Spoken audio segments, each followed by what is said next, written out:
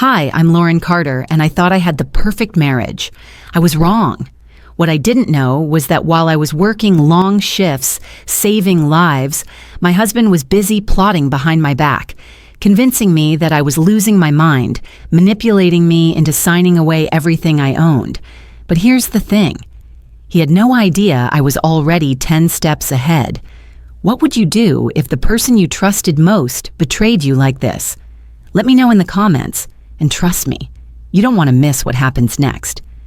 If you love me, you'll do this for us.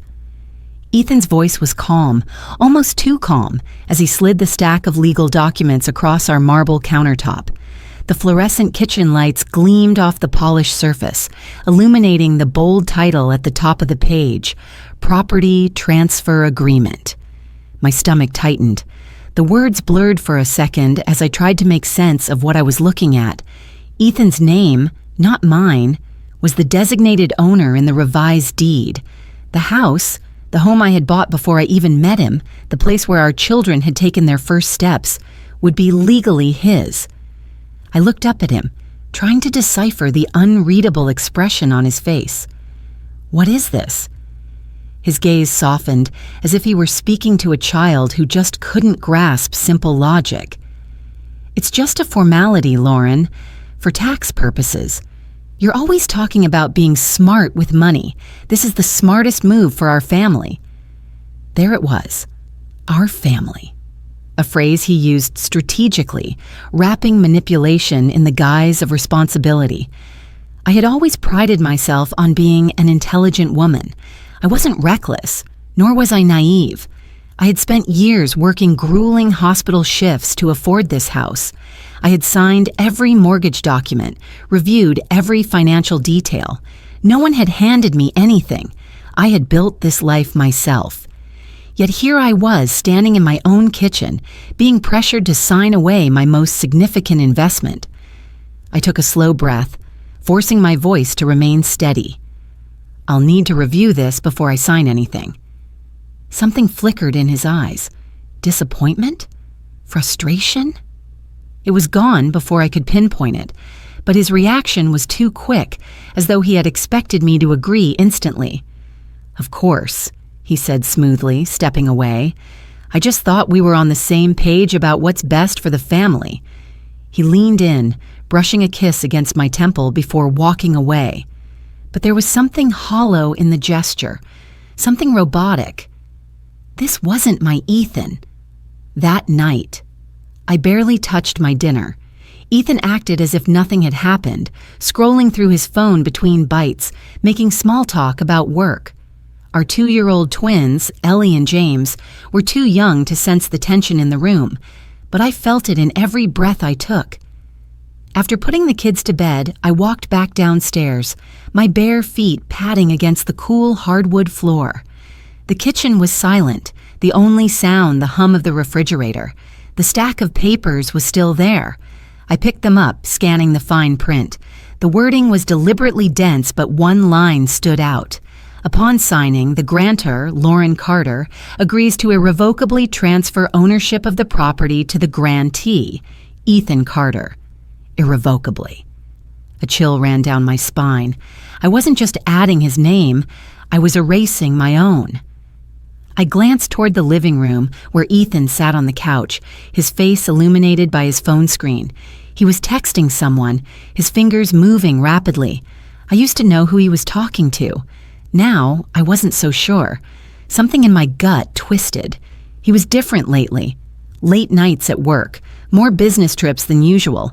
His phone was always face down on the table, always within arm's reach. I pushed the papers aside and walked past him. I'm heading to bed. Okay, he replied, barely glancing up. No good night, babe, or I love you. Just okay.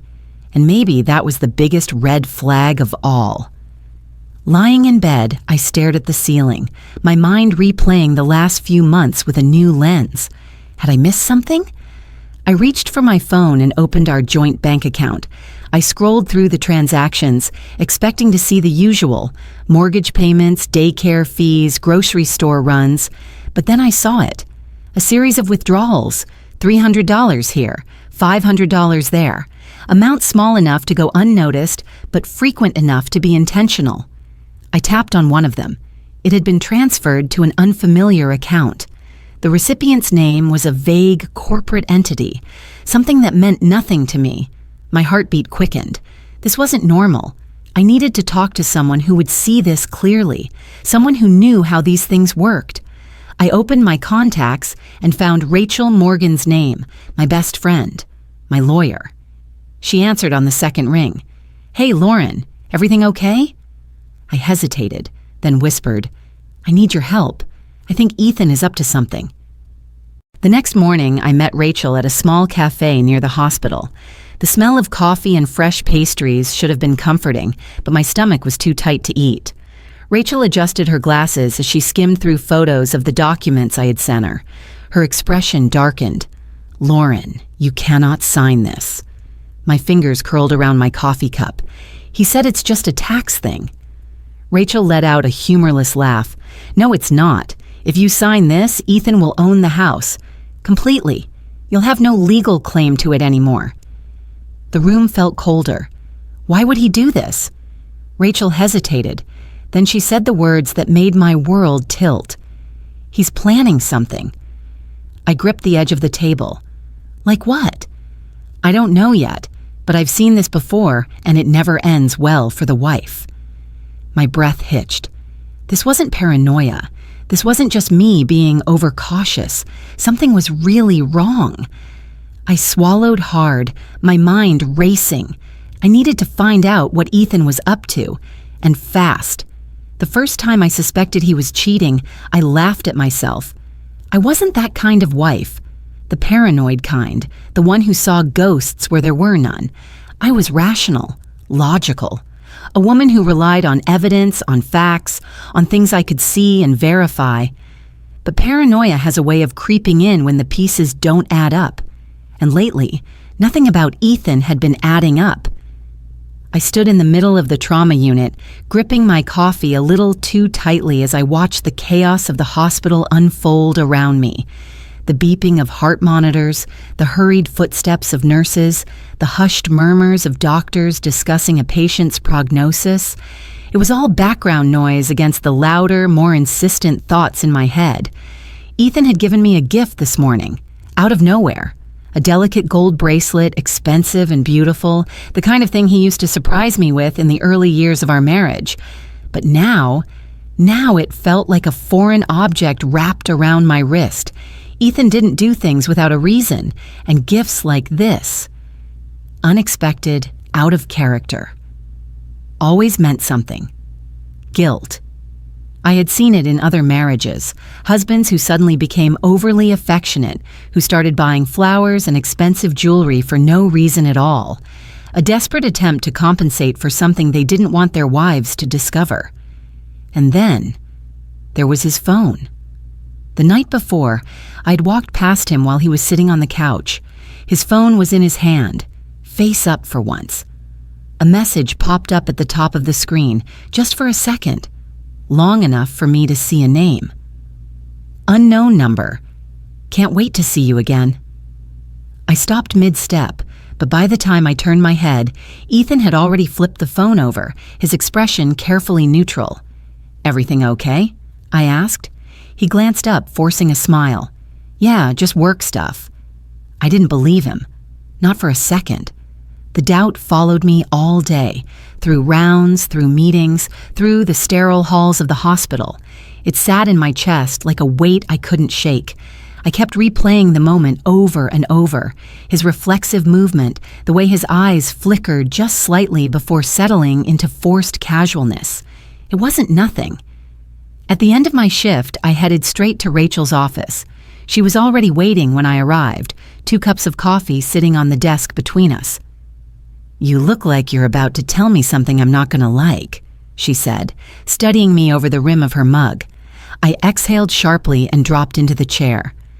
"I think Ethan is hiding something from me." Rachel didn't look surprised. "I thought we already established that," she said, setting her coffee down. "The house transfer alone was sketchy enough. What's changed?" I hesitated, fingers gripping the armrests. "It's not just the house. It's Everything. The way he's acting. His phone. The way he avoids looking at me when he thinks I'm paying attention. Rachel leaned forward, her lawyer instincts kicking in. Have you checked the bank accounts again? I swallowed. Not yet, but I checked his phone records. Her brows lifted slightly. And?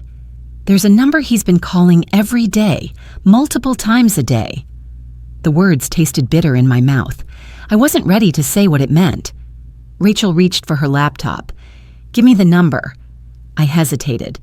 Rachel, I don't... Lauren, she said, voice firm. We're already here. You might as well know. I nodded stiffly and read the number out loud. Rachel's fingers flew across the keyboard, and within seconds, her expression darkened. Samantha Reyes, she said quietly.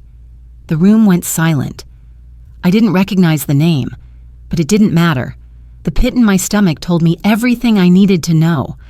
I took a shaky breath. Who is she? Rachel clicked through a few more pages before turning the screen toward me. A picture filled the space. A woman, brunette, early 30s, flawless makeup, a confident smile, standing in front of a modern office building. She works in real estate, Rachel said. My eyes locked onto the caption beneath the photo. Big changes coming. Feeling blessed. I stared at the words, my pulse pounding in my ears. This wasn't just some casual fling. Ethan was planning something bigger. Rachel watched me carefully. Lauren, he's not just hiding money, I said, my voice hollow. Rachel didn't answer. I looked at the screen again, at the woman smiling like she had already won. He's hiding her. I didn't remember driving home. I moved through the house on autopilot, placing my keys on the counter, kicking off my shoes. The kids were already asleep. The house was quiet, too quiet. Ethan was in the kitchen, sipping whiskey. He glanced up when I walked in, his eyes flicking to the door behind me as if expecting someone else to follow. How was work? He asked casually. I forced a smile. Fine.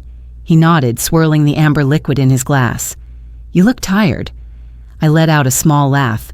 Yeah, long day. I walked past him, heading toward the stairs. My fingers grazed the cool metal railing as I paused. If he thinks I'll let him play me for a fool, he doesn't know who he married. I took a deep breath and kept walking. Tomorrow, I would find out just how deep his betrayal went. The words stared back at me from my phone screen. Big changes coming. Feeling blessed. Beneath the caption was a picture of her, Samantha Reyes, standing in front of a glass-walled office, all bright smiles and perfect makeup. But it wasn't just any office. It was a real estate firm. I felt a sharp pang in my chest, like the final piece of a puzzle snapping into place. This wasn't just some woman Ethan had been calling behind my back. This was someone who thought she was about to move into my home. My home. I sat frozen in my office chair at UCSF, the glow of my computer screen casting eerie shadows against the wall. My coffee sat untouched, long since gone cold. I had spent my entire lunch break scrolling through her public posts, my fingers numb as I pieced together what was happening. Her timeline was an open diary of my husband's betrayal.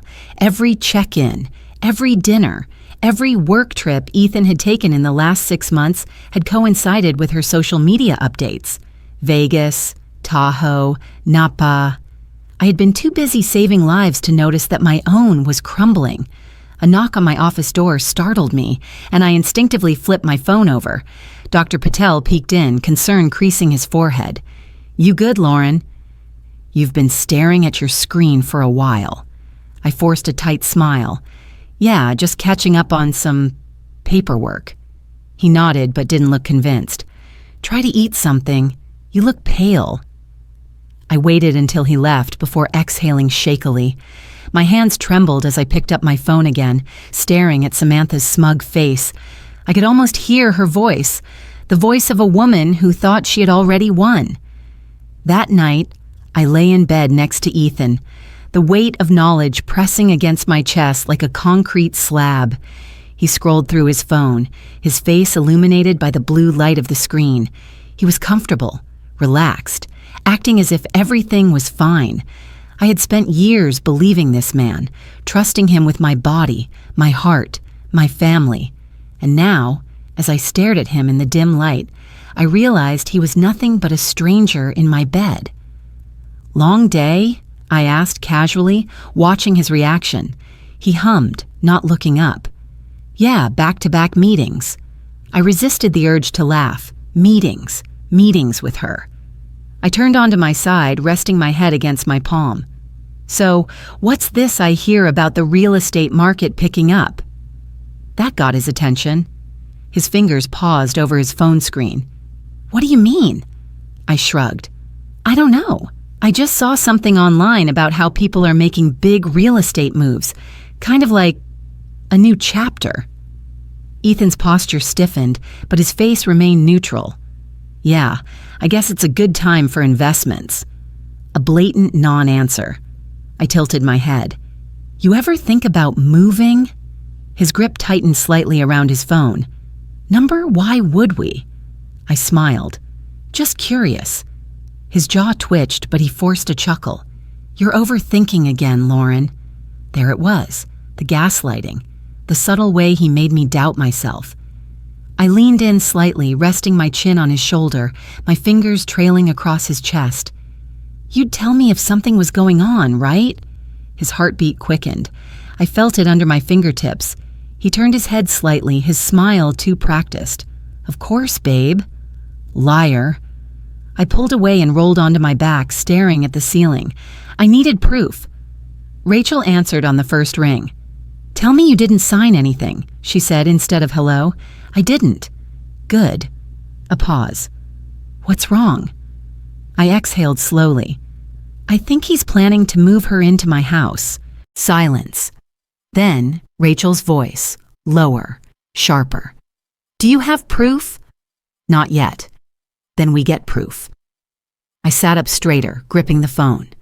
"How?" There was a rustling on the other end, papers, a keyboard. "I know a guy," Rachel said. "Works in discreet surveillance, but you don't even need that. All you need is his words." She let that hang between us. "Lauren," she said carefully, "do you know how many men screw themselves over just by talking?" I did. And Ethan? He loved to talk. The next morning, I went to an electronics store in a strip mall on the outskirts of the city, the kind of place where the employees didn't ask questions. The man behind the counter, middle-aged and wearing a faded polo, barely glanced at me before reaching under the glass display case. "You want something for home or car?" he asked. "Home," I said. "Kitchen, preferably." He nodded, pulling out a tiny device. Voice-activated, records everything. I slid cash across the counter. He pocketed it without a word. By the time I got home, Ethan was already gone. I stood in the middle of our pristine, modern kitchen, my hands shaking slightly as I installed the tiny device behind the cabinet molding. My chest felt tight, my throat dry. If I was wrong, I was about to invade my husband's privacy for nothing. If I was right... I swallowed hard and stepped back, looking around. The kitchen looked the same, but now it held a secret. Now it was a trap. I took a deep breath, brushing my hands over my skirt. "Let's see what you have to say, Ethan." The words clung to me long after they left Ethan's mouth. "You've been forgetting things lately, haven't you?" I stared at my keys on the kitchen counter, right next to Ethan's coffee cup. I had searched the entire house for them this morning, swearing I'd left them by the entryway. But now, here they were, exactly where I would have looked first, if I weren't being made to doubt myself. "Maybe you should take some time off," Ethan said, voice laced with concern. "You've been under a lot of stress at work." He took a slow sip of his drink, watching me carefully. I let out a forced laugh, shaking my head. "I'm not losing my mind, Ethan. I know where I put my things." He didn't argue. He didn't need to. The silence was enough. Instead, he reached out, tucking a stray piece of hair behind my ear, his touch lingering just long enough to feel intrusive. "I'm just trying to help you."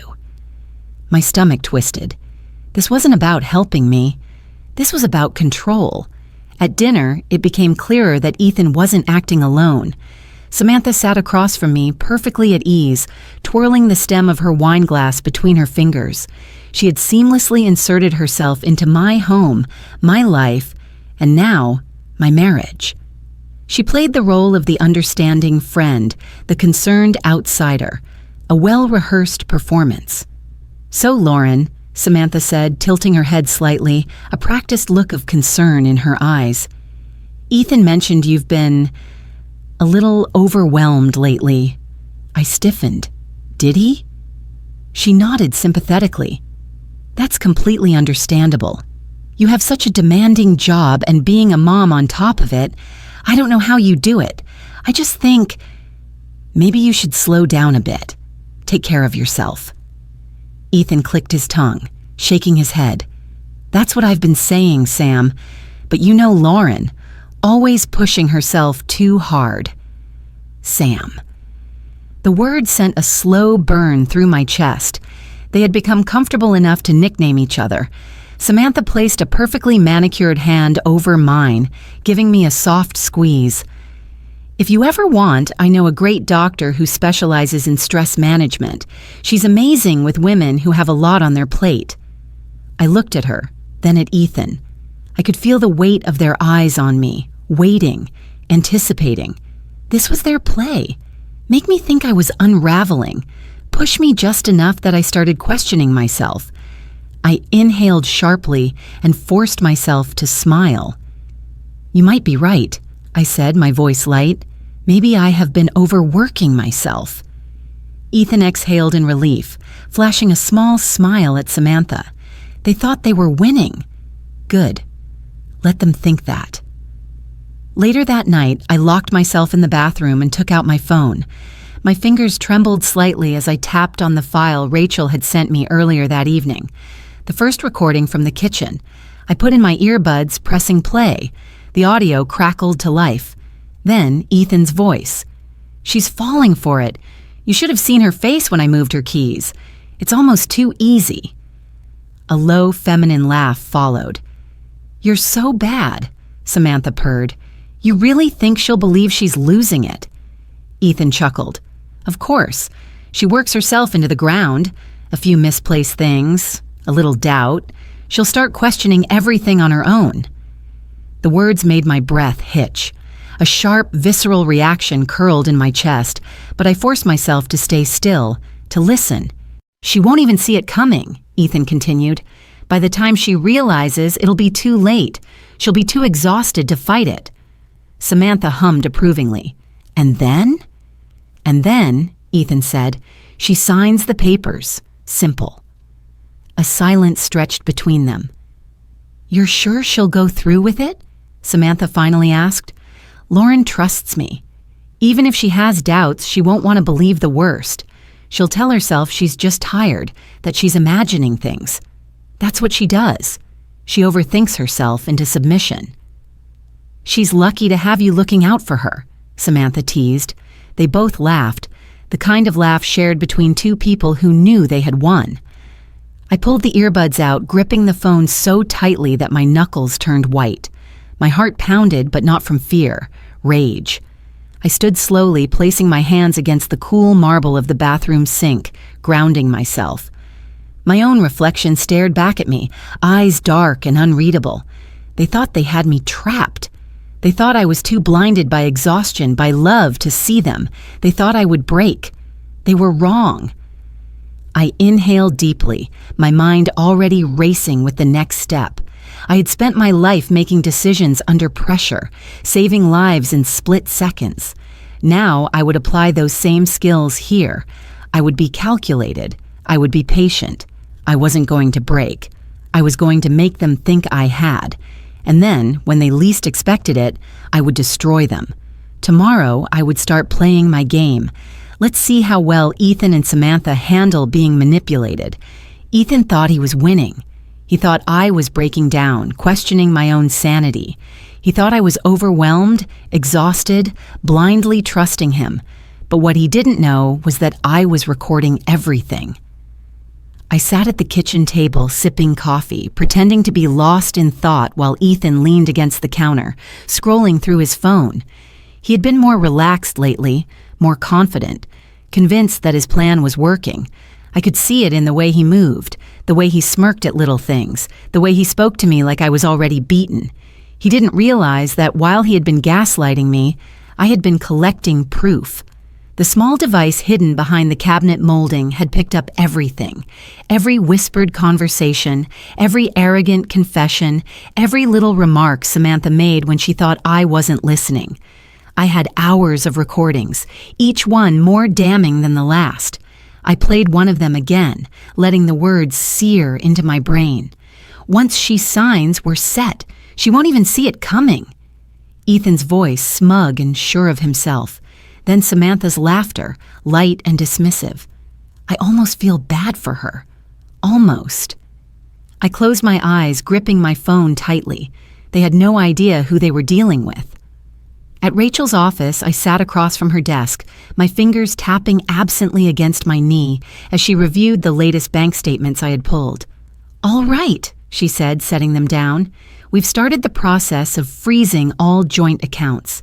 Any large withdrawals will be flagged immediately." I nodded, satisfaction curling in my chest. Rachel leaned forward, lowering her voice. "Are you sure about this? You could go to court right now with what we have. He'd never get away with it." "I don't want him to just lose," I said evenly. "I want him to think he's won. I want him to believe he has everything right up until the moment I take it all away." Rachel studied me for a long moment, then gave a slow nod. "Then we stick to the plan." She slid a folder across the desk toward me. "Here's what we need to do next." That night, I played the role Ethan needed me to play. I let my shoulders slump, my voice waver just enough when I said, "I've been thinking about the house transfer."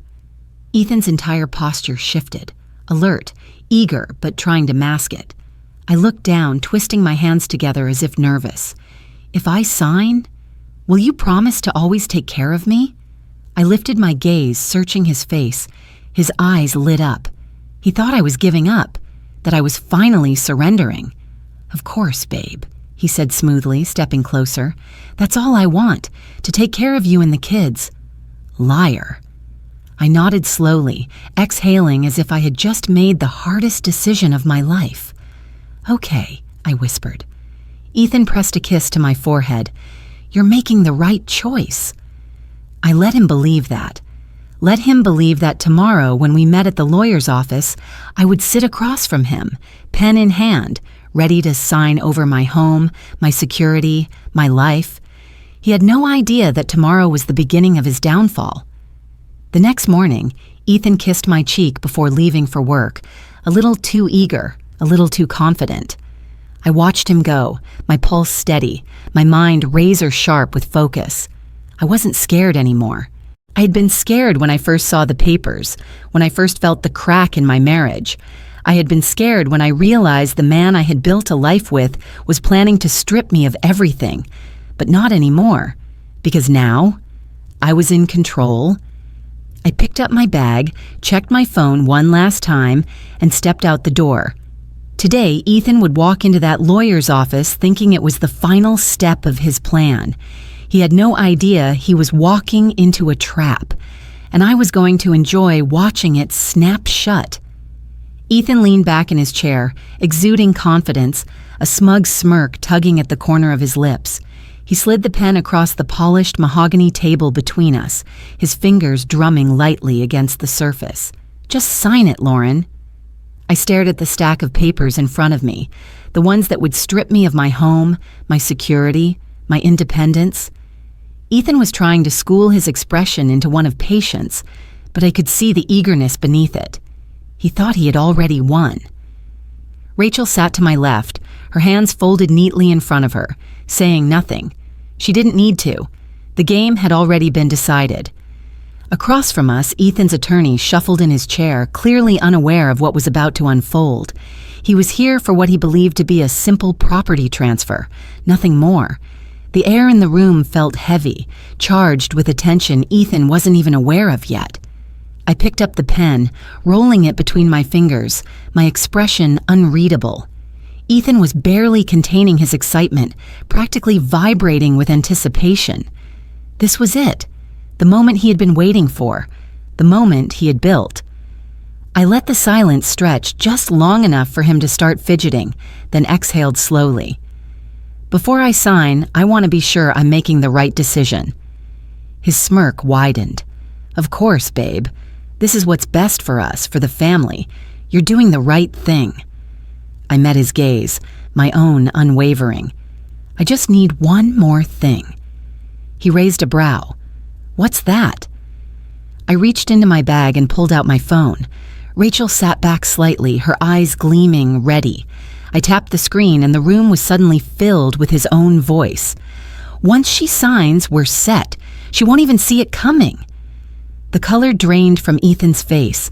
The room fell into absolute silence, except for the quiet, damning playback of the recording. She works herself into the ground. A few misplaced things, a little doubt. She'll start questioning everything on her own. You're sure she'll go through with it? Samantha's voice, light, teasing. Lauren trusts me. Even if she has doubts, she won't want to believe the worst. She'll tell herself she's just tired, that she's imagining things. That's what she does. She overthinks herself into submission. The sound of their laughter echoed off the walls. Ethan reached for his pen with shaky fingers, as if that single movement could somehow erase the evidence now damning him. Lauren, he started, his voice hoarse. This isn't... I slid a different stack of papers across the table. A restraining order, a lawsuit for fraud, a divorce petition. His hands trembled as he flipped through the documents, his face shifting from confusion to realization to something dangerously close to fear. You won't win this, I said, my voice steady, unwavering. You lost the moment you underestimated me. Rachel leaned forward, her voice cool. These are already filed, Ethan. The court has been made aware of the financial coercion, the manipulation, and the intent to defraud Lauren out of her premarital asset. You're not just losing the house, you're losing everything. Ethan's attorney shifted uncomfortably, flipping through the documents, his expression darkening with every page he skimmed. Mr. Carter, he muttered, barely concealing his frustration. Do you want to explain what exactly this is? Ethan's jaw clenched. His eyes flickered between me, Rachel, and the papers, his mind scrambling for an escape route that didn't exist. You set me up, he finally hissed, his voice barely above a whisper. I leaned back in my chair, tilting my head slightly. No, Ethan, you set yourself up. I just let you talk. His nostrils flared, his hands clenching into fists on the table.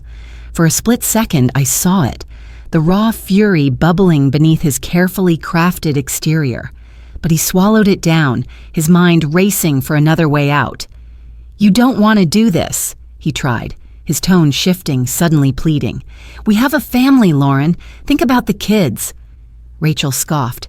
Don't even try that angle. The court will take one look at these recordings and your financial movements and see exactly what you are. A manipulative, self-serving fraud. Ethan turned his gaze back to me, his expression dark. You think this is over? Daniel Blake, my divorce attorney, who had been silent until now, finally spoke. Oh, it's over, Mr. Carter. You just don't realize how thoroughly you've already lost. The silence in the room stretched, thick and suffocating.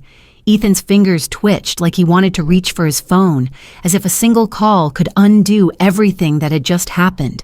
He had walked into this room believing he was in control. Now, he was walking out, ruined. He stood abruptly, nearly knocking his chair over. His attorney, looking exasperated, gathered his things without a word. Ethan glared at me one last time, his jaw tight, his fists clenched. You'll regret this, he muttered under his breath. I lifted a brow. I regret trusting you. But this... I gestured to the papers, the evidence of his deception laid bare. Number, I don't regret this at all. He stormed out of the office, slamming the door behind him. The silence left in his wake was deafening. I exhaled slowly, the adrenaline finally settling in my bones. Rachel reached over, squeezing my hand. "That," she murmured, a small smirk playing at her lips, "was beautiful." I let out a small, breathless laugh, shaking my head. He thought he could destroy me. Daniel straightened his tie, gathering the final copies of the signed legal documents. Men like him always do. I sat back, running a hand through my hair. I had spent months playing defense, unraveling the truth piece by piece. Now it was time to go on the offensive. Now it was time to take back everything he stole. The first time I saw Ethan truly scared was when the sheriff's deputy handed him the eviction notice. The second time was when he realized Samantha had blocked his number. He had built his entire life on control, of me, of our finances, of his image. Now, standing on the doorstep of what used to be his home, he looked like a man who had just woken up from a dream only to realize it was a nightmare.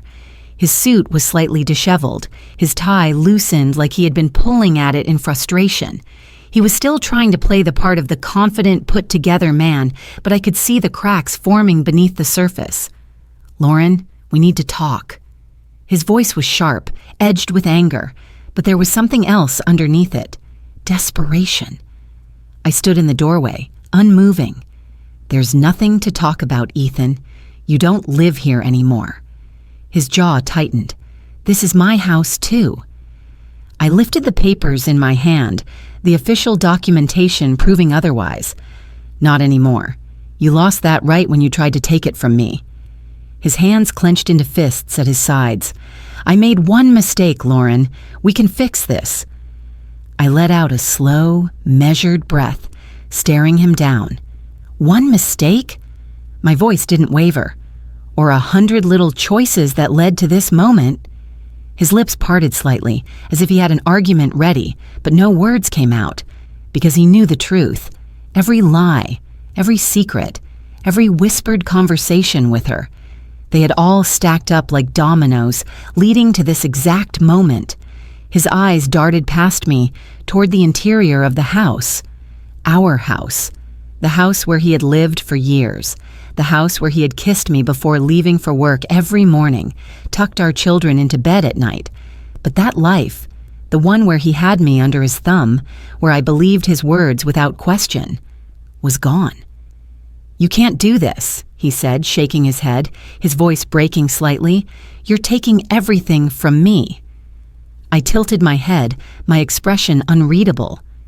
"Kind of like how you tried to take everything from me?" His nostrils flared. "I was trying to protect our future." I let out a hollow laugh. "No, Ethan, you were trying to replace me." For a moment, neither of us spoke. The street was eerily quiet, the air thick with tension. I could feel the weight of his anger pressing against me, but there was something else there now.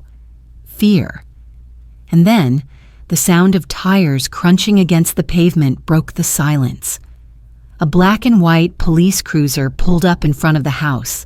Ethan turned, his face paling as two officers stepped out. "Mr. Carter," one of them said, voice even but firm, "you've been served with a restraining order. You are no longer permitted on this property." His head snapped back to me, disbelief written across his face.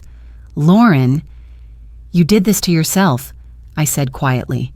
One of the officers stepped closer. "Sir, we need you to leave." Ethan let out a harsh, bitter laugh, rubbing a hand down his face. He turned away, pacing for a moment, as if trying to find some way to fix this, to regain control. But there was nothing left to manipulate, no loophole, no excuse that would undo what he had done. Then, as if some final thread of hope still remained, he pulled out his phone and dialed a number. I didn't have to ask who he was calling. Samantha.